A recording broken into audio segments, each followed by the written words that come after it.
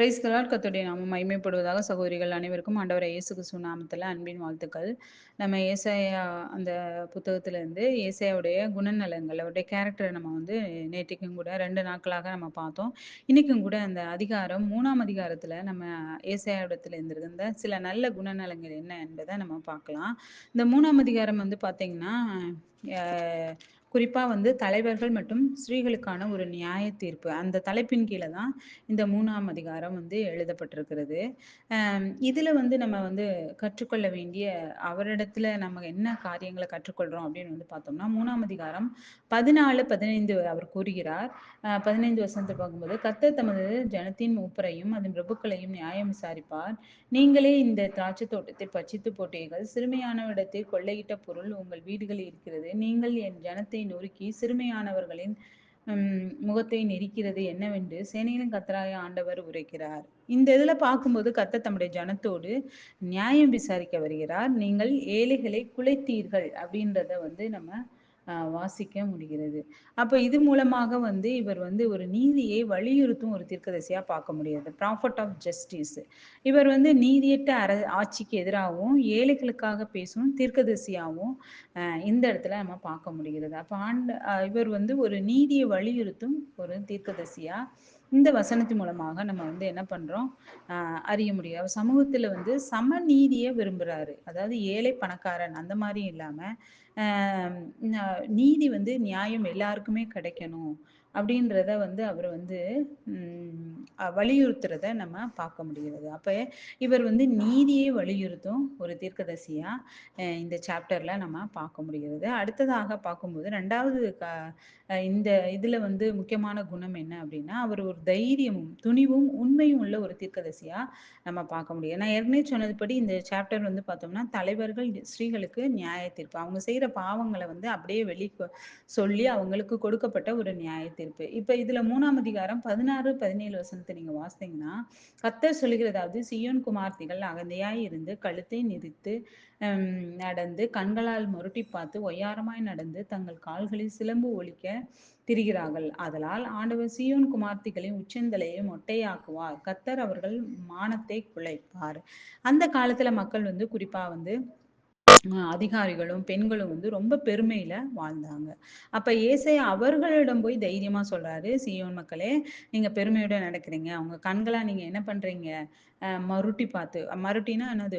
அப்படியே ரொம்ப ஒரு பெருமையா பார்த்து, நடையிலே வந்து என்ன இருக்குது? ஒய்யாரமா நடக்குறாங்களாம். அவங்க தங்க கால்கள்ல வந்து சிலம்பு ஒலிக்க அவங்க வந்து என்ன பண்றாங்கன்னா, நடந்து போறாங்க. சத்தமா அந்த சிலம்பு வந்து சத்தமா கேட்கும். அந்த அளவுக்கு அவங்க ஒரு பெருமையும், ஒரு ஆடம்பரத்தையும் அந்த மக்கள் வந்து குறிப்பா பெண்கள் வந்து இப்படிப்பட்ட இருக்கிறத வந்து அவர் துணிவும் உண்மையோடு வந்து என்ன பண்றாரு சொல்றாரு.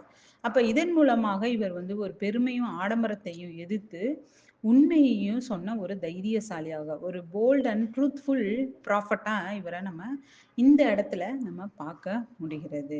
அப்ப எப்படிப்பட்ட ஒரு நீதியை வலியுறுத்தும் தீர்க்கதரிசியா இருந்திருக்கிறாரு. அடுத்து வந்து போல்ட் அண்ட் ட்ரூத்ஃபுல் தீர்க்கதரிசியா இருக்கிறத நம்ம பார்க்க முடிகிறது. அடுத்து வந்து நம்ம பார்க்கும்போது இவர் ஒரு கருணையுள்ள தீர்க்கதரிசி. எப்படின்னா இவர் ஒரு கம்பேஷனேட் ப்ராஃபட்.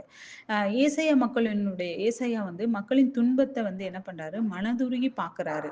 எதுல அப்படின்னு வந்து பார்த்தோம்னா, ஏசாயா 3ஆம் அதிகாரம் 8ஆம் வசனத்தை நீங்க வாசித்தீங்கன்னா, ஏனென்றால் எருசலேம் பாழாக்கப்பட்டது, யூதா விழுந்து போயிட்டு, அவர்கள் நாவும் அவர்கள் கிரியைகளும் கர்த்தருடைய மகிமையின் கண்களுக்கு எரிச்சல் உண்டாக்கத்தக்கதாக அவருக்கு விரோதமாய் இருக்கிறது.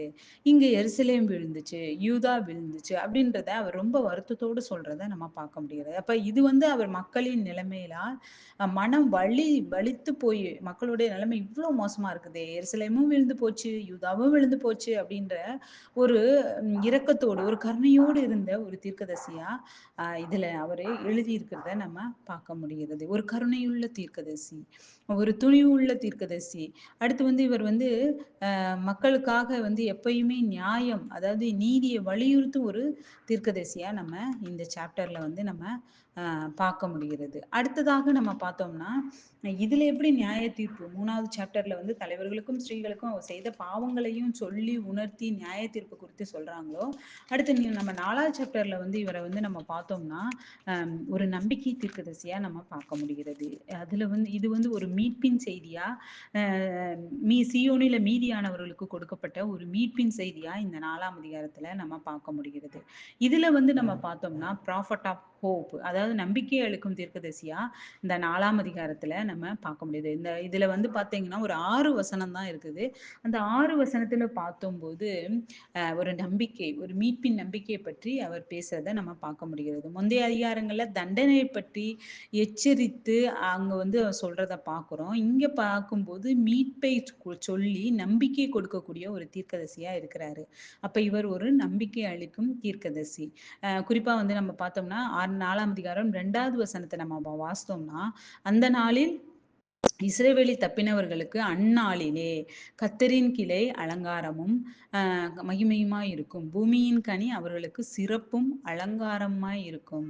அழகாவும் மகிமையா இருக்கும் அப்படின்றத ஒரு நம்பிக்கை கொடுக்கக்கூடிய, சீயோன்ல மீதியானவர்களுக்கு ஒரு நம்பிக்கை கொடுக்கக்கூடிய ஒரு செய்தியா இருக்கிறது. அப்ப இவர் ஒரு நம்பிக்கையின் தீர்க்கதரிசியா, மக்களுக்கு நம்பிக்கையும் ஆறுதலை அளிக்கும் ஒரு தீர்க்கதரிசியா இந்த இடத்துல நம்ம அ பார்க்க முடிகிறது. அடுத்து வந்து பார்த்தோம்னா, அம் அ அடுத்து 4ஆம் அதிகாரம் 3வது வசனத்துல நீங்க பார்த்தீங்கன்னா, அப்பொழுது ஆண்டவர் சீயோன் குமாரத்திகளின் அழுக்கை கழுவி, நியாயத்தின் ஆவியினாலும், சுட்டெரிப்பின் ஆவியினாலும் எருசலேமின் இரத்தப் பழிகளை அதன் நடுவிலிருந்து நீக்கி விடும்போது, இங்க அவர் சொல்றாரு, கர்த்தரின் மீதமுள்ள ஜனங்கள் பரிசுத்தமா இருப்பார்கள். அந்த நம்பிக்கை. இவங்க என்ன பண்ணுவாங்க? மீதியா இருக்கிறவங்க பரிசுத்தமா இருப்பாங்க. அப்படின்றத நம்ம பார்க்க முடிகிறது. எருசலேமில் மீதியானவர்களும், சீயோனில் தங்கியவர்களும் பரிசுத்தர் எனப்படுவார்கள். அப்ப இது கடவுளுடைய மீட்பு. அப்ப இது ஒரு மீட்பின் செய்தியை அறிவிக்கிறதா நம்ம இங்க பார்க்க முடிகிறது. இவர் வந்து ஒரு மீட்பின் செய்தியை அறிவிப்பவர். அதாவது மெசஞ்சர் ஆஃப் சால்வேஷன். கர்த்தர் மீட்பின் செய்தியை அறிவிக்கிறார். அதை இவர் வந்து என்ன பண்றாரு? சொல்றத நம்ம அப்ப இவர் வந்து என்னது? Messenger of salvations. மீட்பின் செய்தியை அறிவிக்கிறவரா இங்க இருக்கிறத நம்ம பார்க்க முடிகிறது. அடுத்து வந்து இவர் வந்து பார்த்தோம்னா, குறிப்பா இவர் வந்து கர்த்தருடைய சந்நிதியில எப்பயும் வாழ விரும்புற ஒரு தீர்க்கதரிசி. மேன் ஆஃப் காட்ஸ் பிரசன்ஸ் அப்படின்னு வந்து பார்க்கலாம். எது மூலமா பார்க்கும்போது, இப்ப இது எதுல வந்து சொல்லியிருக்கு அப்படின்னு வந்து பார்த்தோம்னா, கர்த்தர் சீயோன் மலை மீது தன் மகிமையின் மேகம் போல் இருப்பார். 4ஆம் அதிகாரம் 5வது வசனத்துல வந்து இருக்கும்போது, அப்போது கர்த்தர் சீயோன் மலையில் உள்ள எல்லா வாசஸ்தலங்களிலும் கர்த்தருடைய பிரசன்ஸ்ல இருக்கிறது எவ்வளவு ஒரு பாக்கியம் உள்ளது அப்படின்றத இவர் வந்து நல்லா அறிஞ்சிருந்தாரு. அதனால தான் அவர் வந்து அதை எழுதுறதையும், கர்த்தர் சீயோன் மலையில் உள்ள எல்லா வாசஸ்தலங்களிலும் அதன் சபையின் மேலும் பகலில் மேகத்தையும் புகையும் இரவில் கொழுந்துவிட்டு எரியும் அக்கினி பிரகாசத்தையும் உண்டாக்குவார். மகிமையானவர்களின் மேலெல்லாம் காவல் உண்டாயிருக்கும். தேவனுடைய பிரசன்னம். அந்த பிரசன்னம் வந்து கர்த்தரின் சந்நிதியிலும் பாதுகாப்பிலும் வாழும் வாழ்வை வந்து இவர் வந்து என்ன பண்றாரு? விரும்புறாரு என்பதை வந்து நம்ம பார்க்க முடிகிறது. அப்ப இந்த 2 அதிகாரத்திலயும் நம்ம நெறைய காரியங்கள வந்து இன்னும் ஒவ்வொரு வசனத்த எடுத்துட்டோம்னா, அவருடைய கேரக்டர்ஸ் ஒவ்வொன்னையும் நம்ம என்ன பண்ணலாம்? நெறைய அறியலாம். ஆனா வந்து இன்னைக்கு நான் வந்து சில காரியங்கள மட்டும் தான் வந்து அவரிடத்திலே இப்படிப்பட்ட ஒரு நல்ல குணங்கள் இருந்தது அப்படின்றத நான் இன்னைக்கு சொன்னேன். முதலாவதாக அவர் ப்ராஃபட் ஆஃப் ஜஸ்டிஸ், அதாவது வந்து நீதியை வலியுறுத்தும் தீர்க்கதரிசி. 2வதாக அவர் துணிவும் உண்மையும் கொண்டவர், போல்ட் அண்ட் ட்ரூத்ஃபுல் அப்படின்றத நம்ம பார்க்க முடியும். 3வதாக அவர் கருணையுள்ள தீர்க்கதரிசி, கம்பாசினேட் ப்ராஃபட். அவர் வந்து யூதாவும் எருசலேமும் வீழும்போது அவர் மன வருத்தத்துடன் எழுதின ஒரு தீர்க்கதரிசி. அடுத்ததாக நம்ம பார்த்தோம்னா அவர் வந்து என்னது? நம்பிக்கை, ப்ராஃபட் ஆஃப் ஹோப், நம்பிக்கை அளிக்கிற ஒரு தீர்க்கதரிசியா நம்ம பார்த்தோம். அடுத்ததாக வந்து பார்க்கும்போது மீட்பின் செய்தியை அறிவிக்கிறவர், மெசஞ்சர் ஆஃப் சால்வேஷன்ஸ், செய்தியின் அறிவிக்கிறவரா நம்ம பார்க்க முடிகிறது. அது எப்பொழுதும் தேவனுடைய பிரசன்னத்தை வாழ விரும்புகிற ஒரு தீர்க்கதரிசி. அப்ப ரொம்ப அருமையான குணநலன் இவரிடத்துல இருந்தனால தான் நம்ம வந்து இப்படிப்பட்ட ஏசாயா புத்தகத்தை இன்னைக்கு நம்ம கையில வச்சு நம்ம என்ன பண்ணிட்டு இருக்கிறோம்? படிச்சுட்டு இருக்கிறோம். இன்னும் கூட நம்ம நிறைய காரியங்களை கத்துக்கலாம். தேவனுடைய நாமம் மகிமைப்படுவதாக. ஆமென்.